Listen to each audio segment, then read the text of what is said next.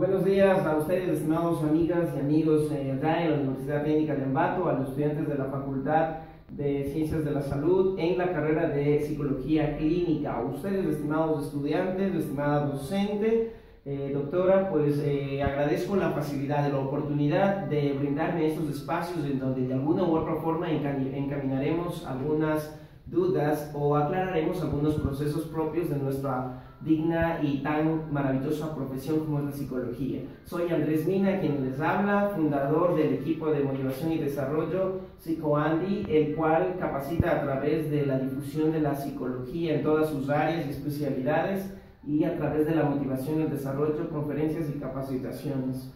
Soy profesional por la Universidad Técnica de Ambato, actualmente siguiendo algunas especialidades en ciencias, lógicamente de la salud también, y también en algunas especializaciones que actualmente llevo haciendo en mi vida profesional desde que he empezado, desde que me gradué y antes incluso de haberme graduado. Ha sido todo un proceso de formación.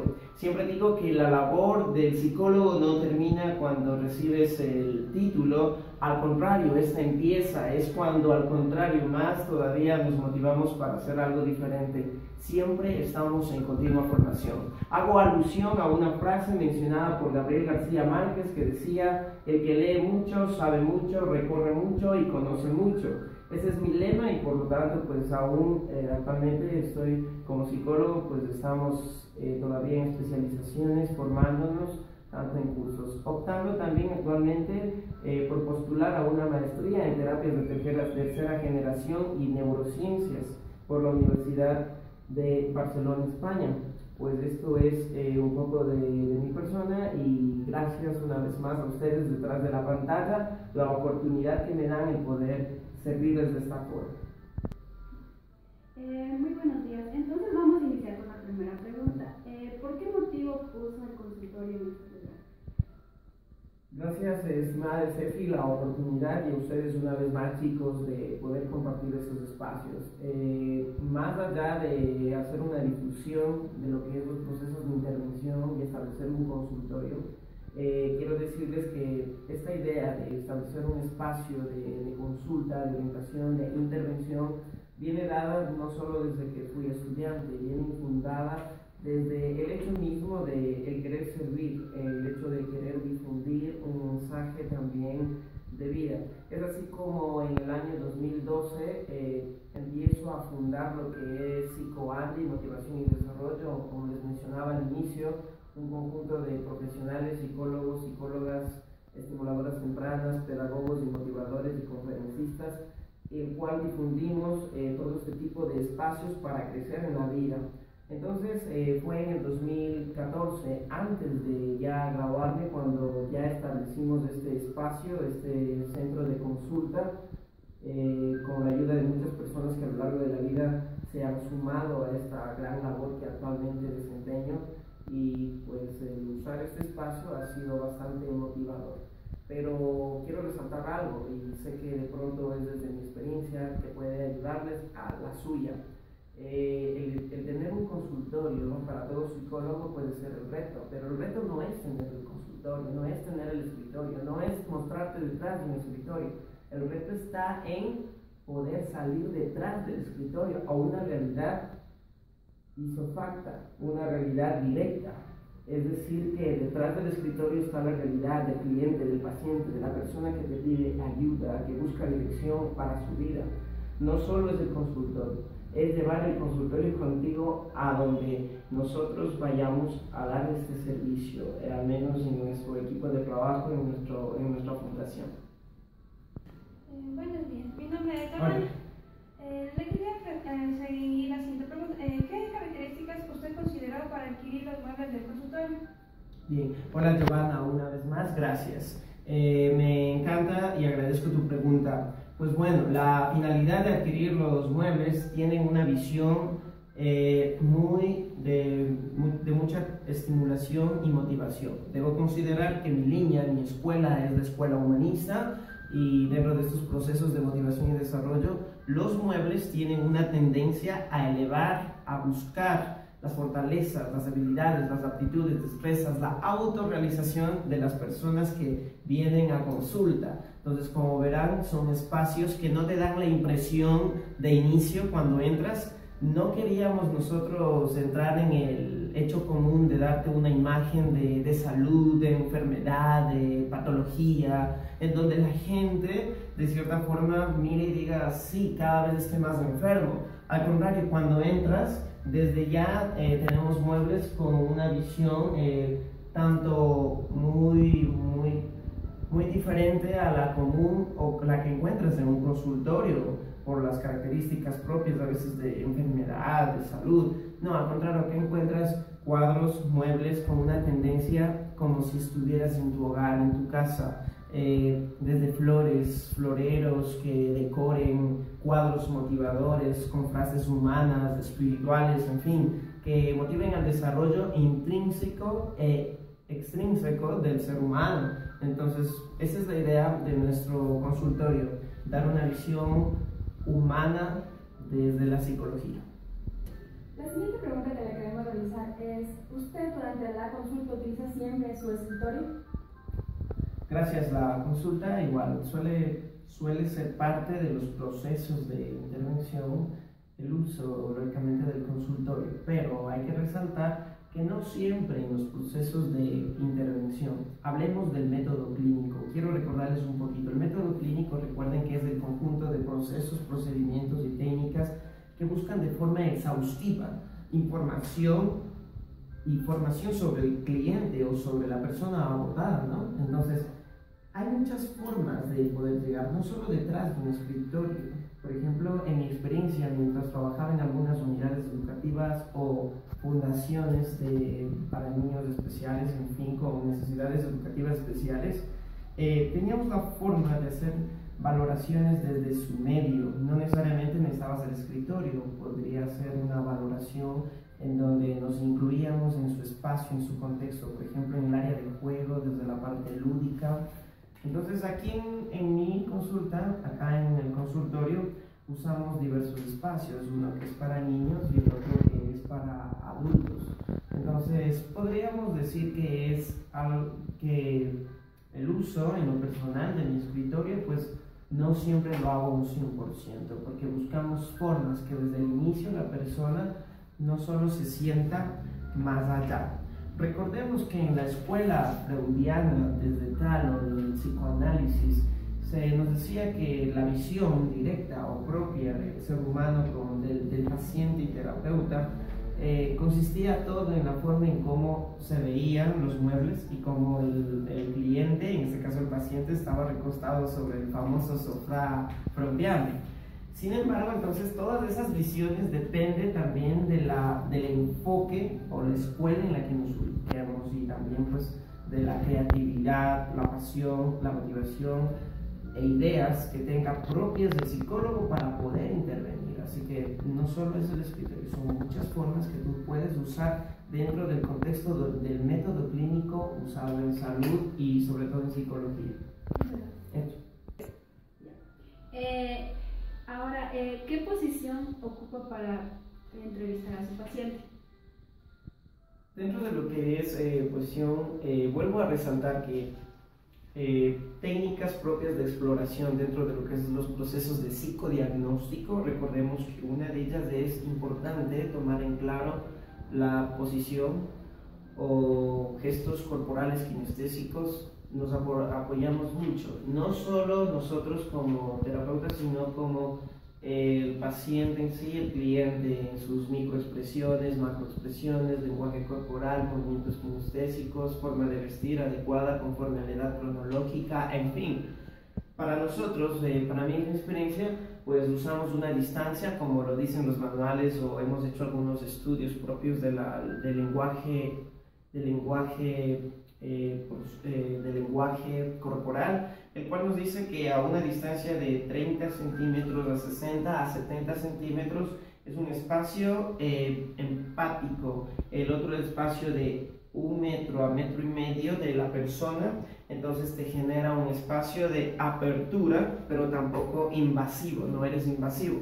Son normas que incluso en las relaciones sociales, en el diálogo, podemos generar con personas. Por ejemplo, veamos aquí un ejemplo contigo mismo en donde Cuando dos personas nos encontramos así, yo en esta forma, con este lenguaje corporal, piernas abiertas de esta forma, estoy diciendo apertura, confianza, sí, e incluso dejo la pauta abierta para que alguien más llegue y se incluya la conversa. Sí, pero también podemos encontrar estos espacios en donde podríamos entender. Por ejemplo, estamos acá y estoy así con los pies cerrados, de esa forma.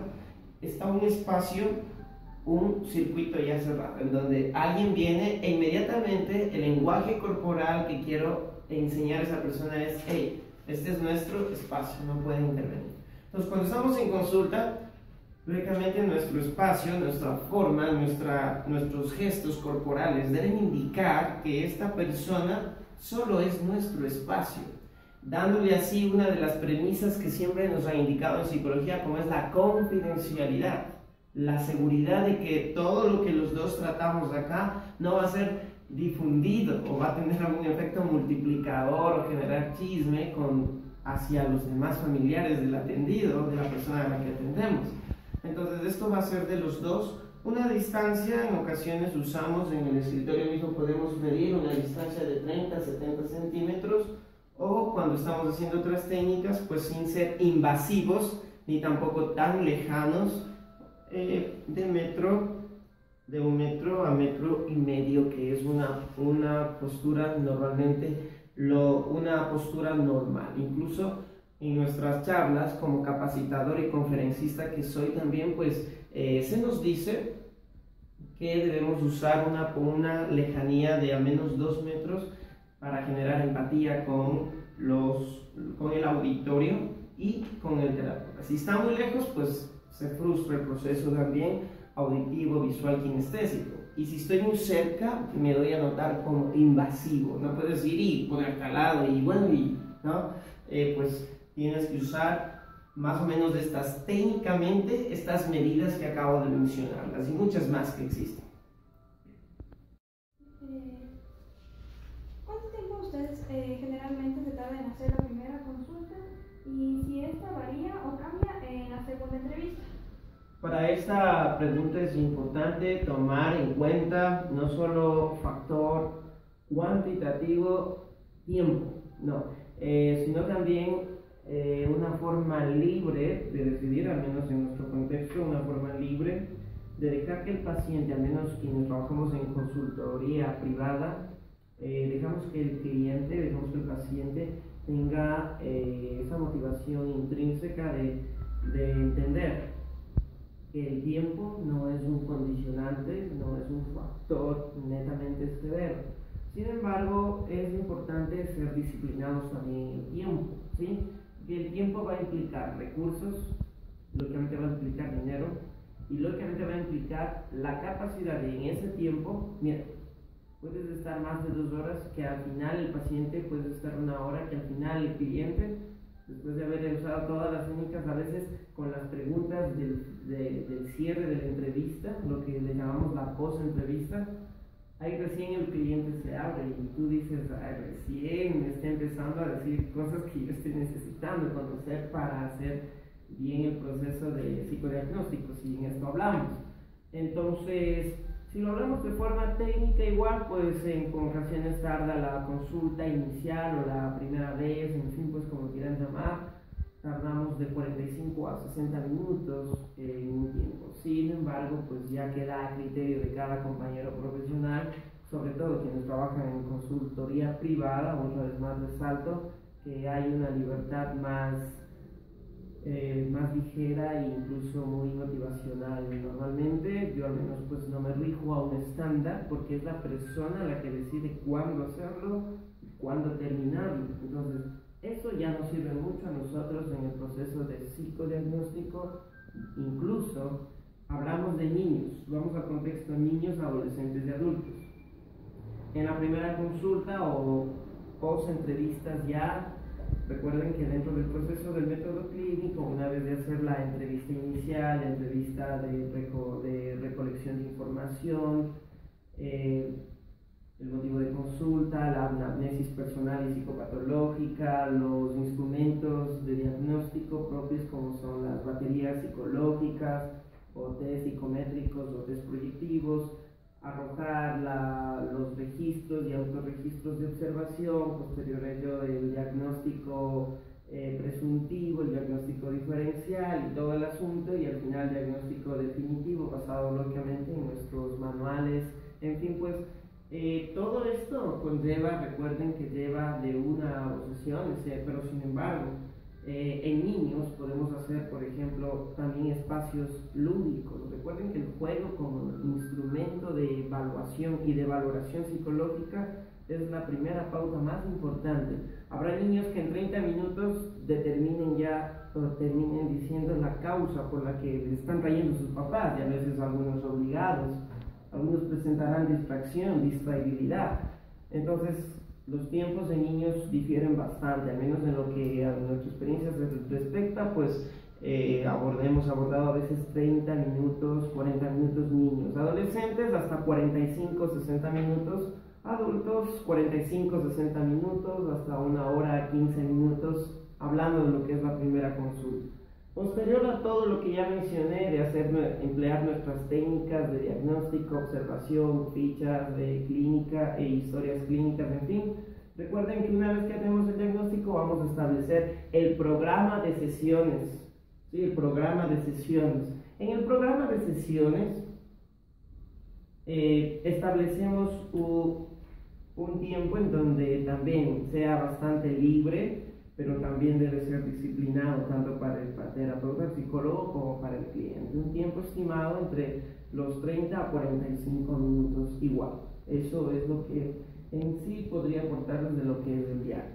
Sin embargo, como digo, esto queda a criterio ya muy profesional de cada compañero psicólogo o terapeuta, psicoterapeuta, en el cual va incluyendo de acuerdo a su experiencia cómo es. Hay casos diversos en donde no siempre las normas estandarizadas van a ser usadas, no siempre.